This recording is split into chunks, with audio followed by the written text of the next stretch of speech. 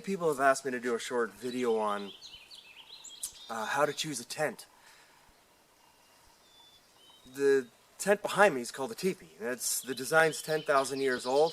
Tons of ventilation, waterproof. You can have a fire right inside it. It's spacious, roomy. You can sleep about 6 in it to 10, depending on what you have in the center as far as your fire pit and things.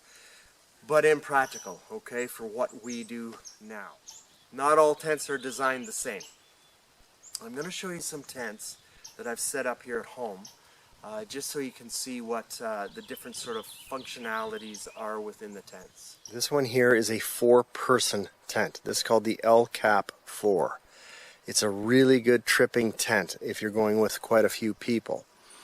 The only issue with this tent that I have, the only issue, is the fact that it weighs close to, it's about 8 pounds packed.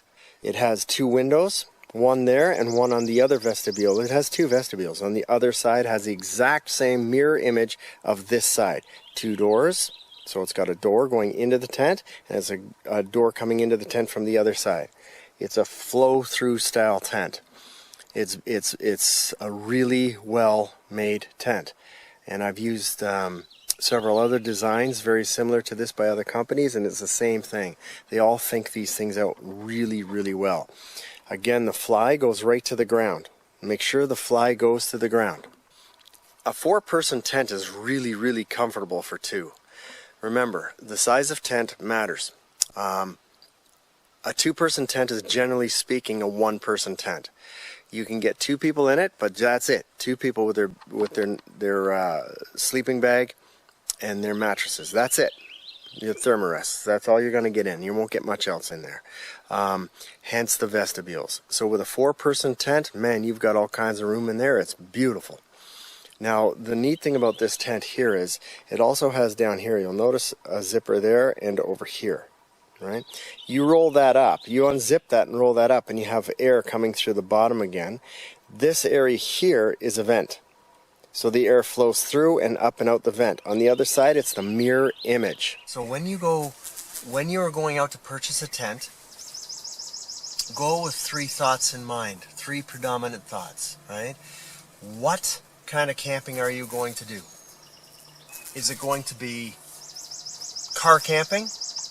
Your options are huge if you go car camping. I mean, huge. You can bring the biggest tent you want. Doesn't matter. So car camping, portaging. That limits your options. You want to keep the weight down. Okay, so now you're going for smaller tents, more compact type tents, functional but smaller, right? So that's your first one. What kind of camping are you doing?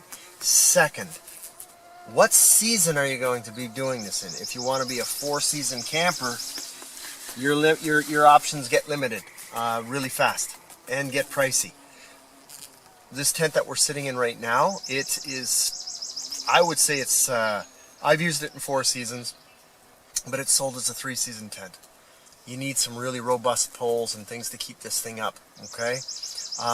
Regardless, the point is, so what time of year are you going to be camping in? That's very important.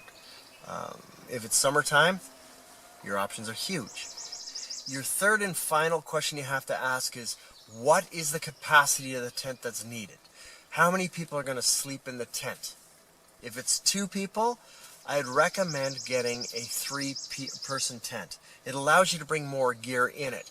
However, that's predicated on the amount of weight you're carrying, okay? A 2-person tent weighs about 3 pounds. A 3-person tent goes about 4.5 pounds, depending on the manufacturer.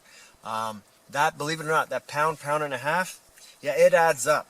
You might think that's crazy. No, it adds up big time, right? So it depends on what kind of camping you're going to do, right? Back to that again. But regardless, the point being is with how many people are going to share the tent. So if it's if you've got 3 people and you want to carry 1 tent, buy a 4-person tent, right?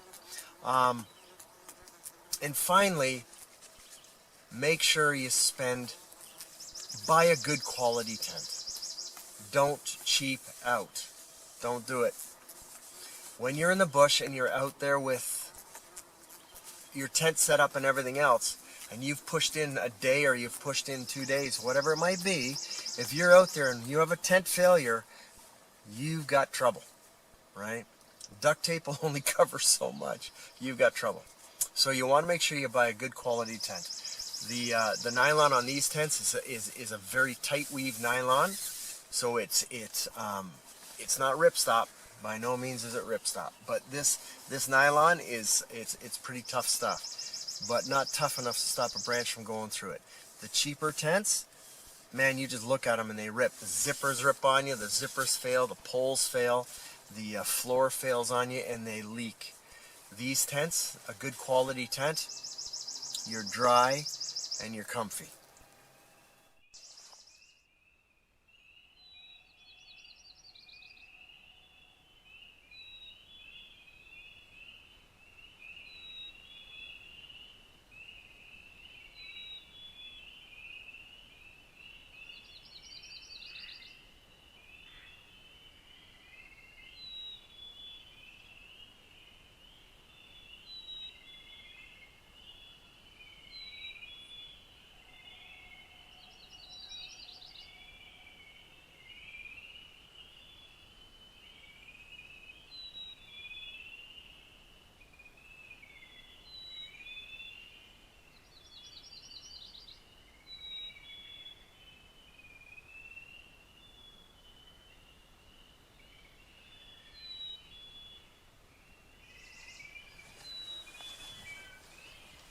If you're going car camping and you're just going to set up right near your car or several feet away from your car, whatever,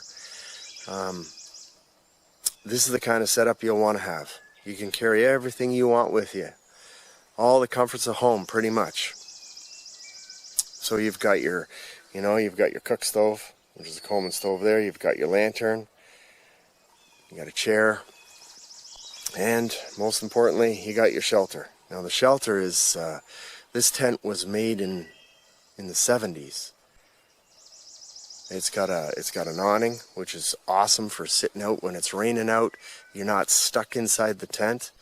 The tent itself has 2 rooms. There's 2 rooms in that tent, so you can use one side for hanging around in, the other side for sleeping. If the weather's inclement, really inclement, you can stand inside that tent. You can have a game of cards, whatever you like to do. This particular tent, I don't even know if they make this style anymore, to be honest with you. This is what I learned in. This is the kind of tent I camped in way back. I'm a product of the 60s, so this is back in the 70s when this tent was made. And but nowadays they have dome-style tents that are huge, and you can get those from Costco and other places. Relatively inexpensive too. We're inside the campmate tent now. This is old school tent. There's one door right there, lots of windows around, vented roof, 2 rooms with a door closer here. As I said earlier, if you're gonna go car camping, you can carry the world with you. Whatever fits in your car you can take. This is the type of tent you'll want. Something like this, some variation of this. This is real old school, but something like this and you will be just loving life. This is like luxury camping. This one's old and she leaks, but I love the thing anyway. It's yeah, I don't know. Just because of the size of it, I can put a chair in here. I can write. I can do whatever I want to do in here. And better yet, I can just sit here and stare out at the bush where I'm set up in right now, and not get pummeled by mosquitoes. I can stand up, full upright. I can stand up in this thing. At any rate, when you're picking a tent, make sure you pick the right one. You cannot portage this.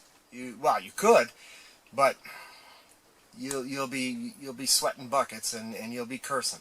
So I would say don't take a tent like this.